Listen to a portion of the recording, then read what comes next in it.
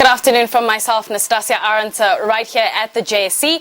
Well, the JSE's business model proved to be resilient, especially during 2020.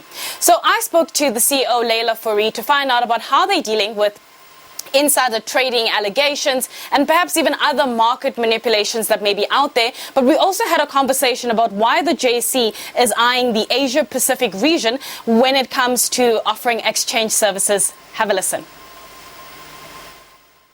The JSE and any stock exchange plays a crucial role in enabling an economic growth cycle and is also a very important force for public good. The JSE plays a role in three areas. Firstly, we are vital to enable savings of our broader population in the form of pensions. And so it's really important that we enable free pricing, transparent pricing and returns so that when our citizens retire, they have a well-formed and grown pension fund. Secondly, we are absolutely essential for raising capital in the economy.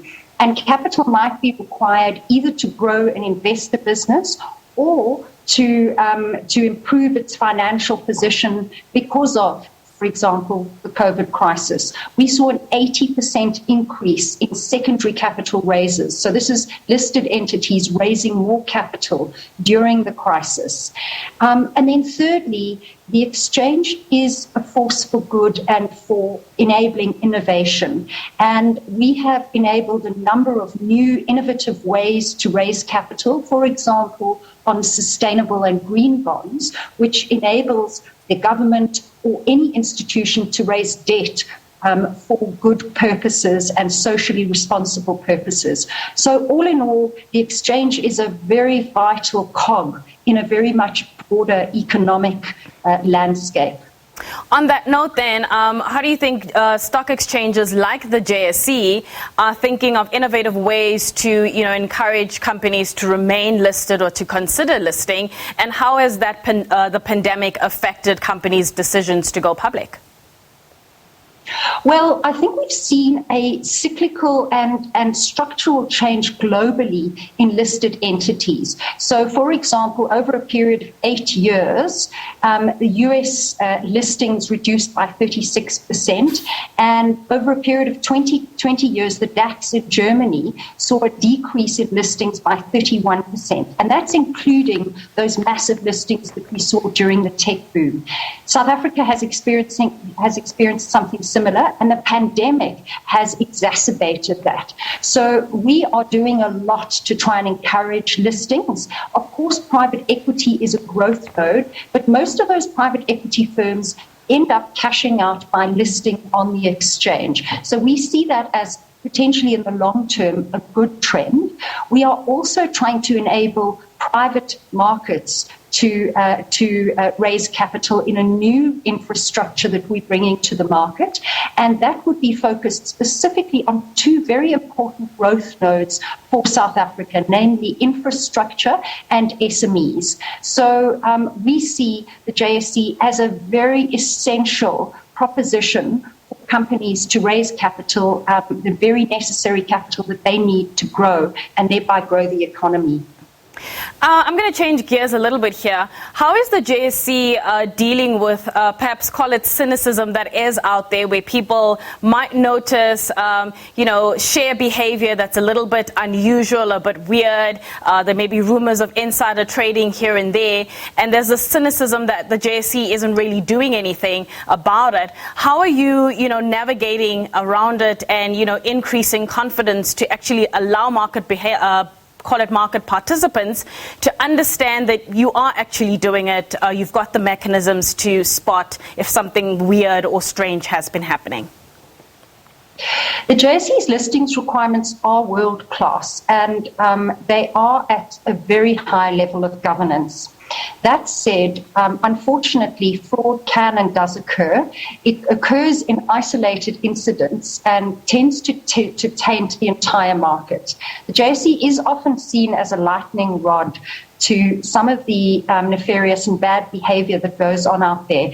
And the JSE works very closely with law enforcement, with other regulators, and with the entities where we've seen either insider trading or fraud perpetrated. Unfortunately, the JSE is not able to disclose its investigations. But what I can say is that we have a very focused investigations unit. A number of fines have been levied on both on all of the institutions that have not complied with listings requirements, and investigations into individual director or public officer liability is ongoing and will continue to be a key focus for the exchange. So we uphold, and 99.9% of the listed entities comply with very high standards of governance. And as an emerging market, we are a standout country in the integrity of our capital markets. So there was a recently published article earlier this year, and it was saying the JSE will continue to push its international expansion during 2021. And part of those plans include offering exchange services to markets in Japan, Hong Kong, Singapore, etc. Talk to me about the rationale of those Asia-Pacific markets. I mean, what is attractive about them? The JSE has seen a structural reduction in foreign investment over the past couple of years, and historically our key investment channels and highways have been to the US, Europe and the UK. We have a very close relationship with the London Stock Exchange. We have never developed an integral highway with Southeast Asia, and therefore our flows are quite minimal. So our vision here is to start integrating into the financial markets. We are targeting a number of countries such as China, Singapore, Hong Kong, Japan and India, and we're looking at 3 different areas of introduction. Firstly, to create awareness, we are putting down points of presence and starting to distribute our data to potential traders. Secondly, we are collaborating with our traders and our market participants to make sure that we can translate that awareness into actual trade activity by enabling traders in those regions to trade on our exchange. Liquidity is always good for price formation, always good for the overall health of the economy and the financial markets particularly. And then thirdly, we're also looking to try to encourage dual listings. The JSE's hallmark is that we have a very strong group of international dual-listed companies, and that has cushioned our returns over the past crisis.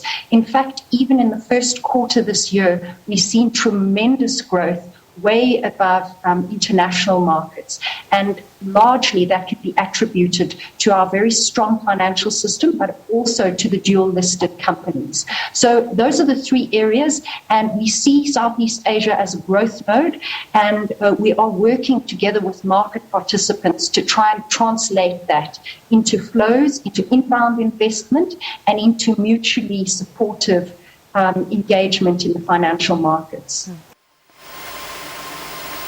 Well, that was JSE CEO Leila Fourie talking to us about the rationale of offering exchange-related services to the Asia-Pacific market. While we're on that, let's have a look at